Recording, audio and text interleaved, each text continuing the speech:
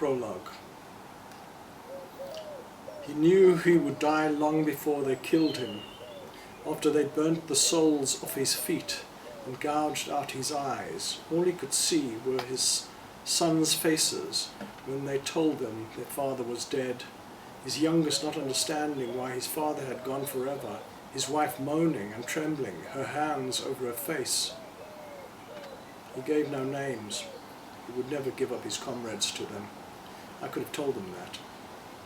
But once the torture had started, it would only finish when the torturers had had enough, when they'd shown the American how ruthless Greeks could be in eradicating the filth of communism. Once the torture had gone that far, then it was certain the man would die.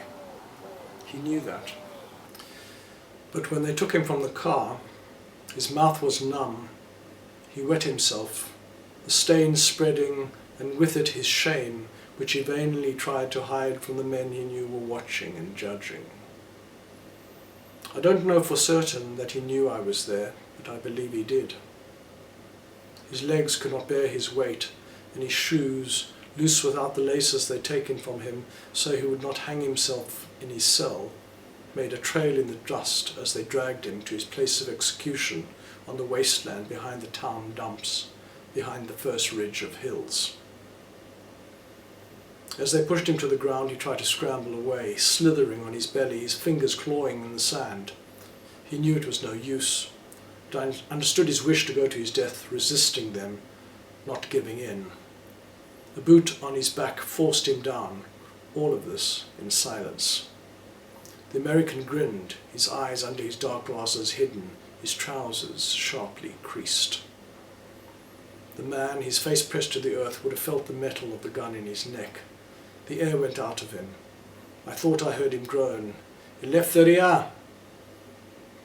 This may have been what I wished, my prayer for him.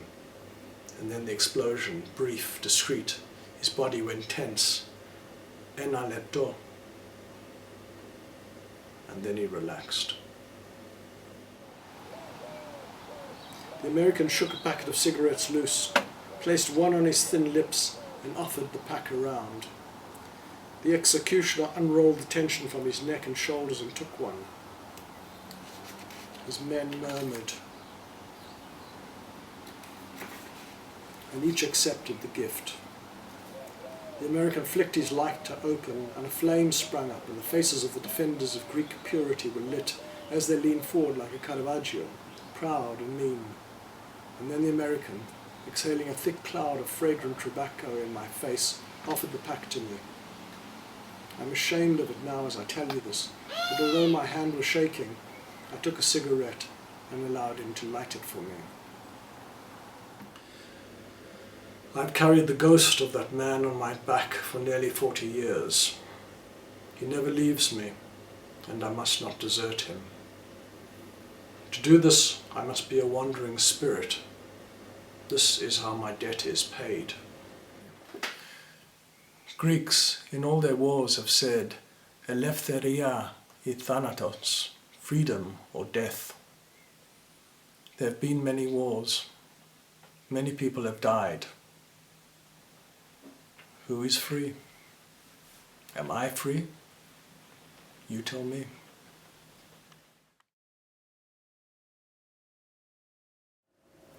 "2005. The day I arrive on the island, I hear about the body in the bridge. Unbelievable! Yannis sets down the tiny white cup of dark coffee and a glass of water on my table, facing the sea, the pale blue water in the bay glistening in the still fierce heat. The table is in the shade of an ancient tamarisk tree, its trunk twisted and deeply lined, its bark whitened with lime to keep away the ants. Unbelievable, he says again. A hand sticking out the cement like this.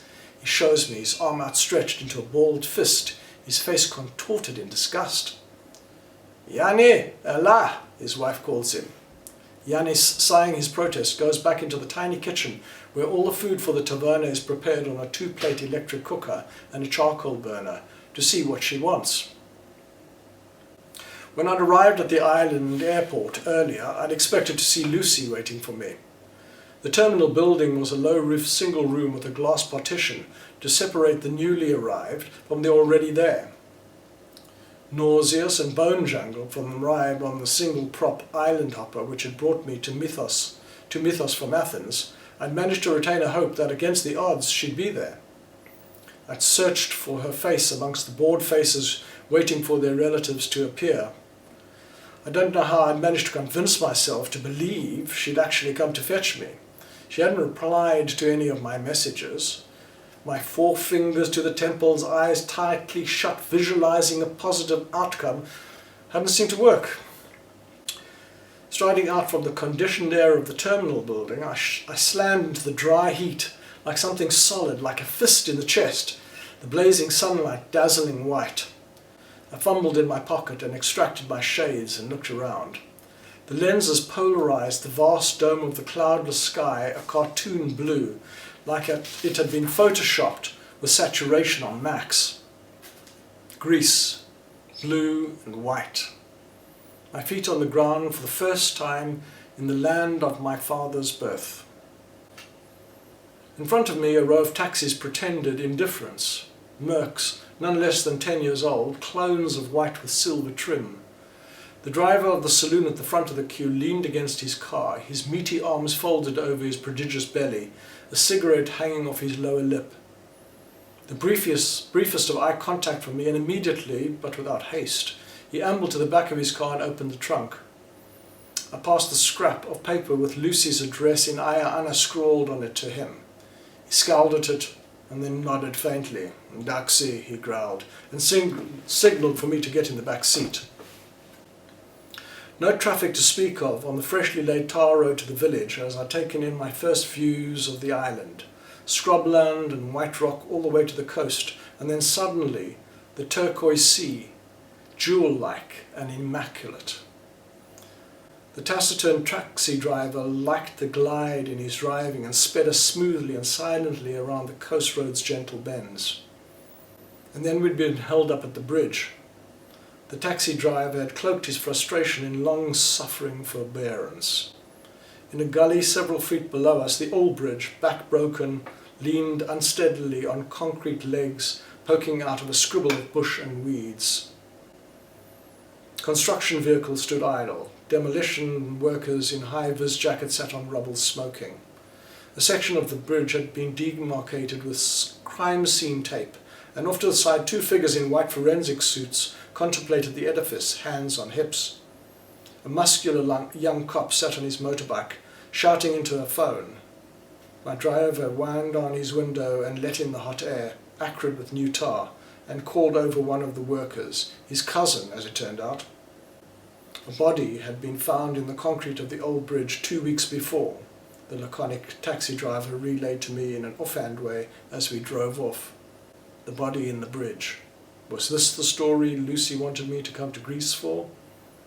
I'd soon find out, or so I hoped.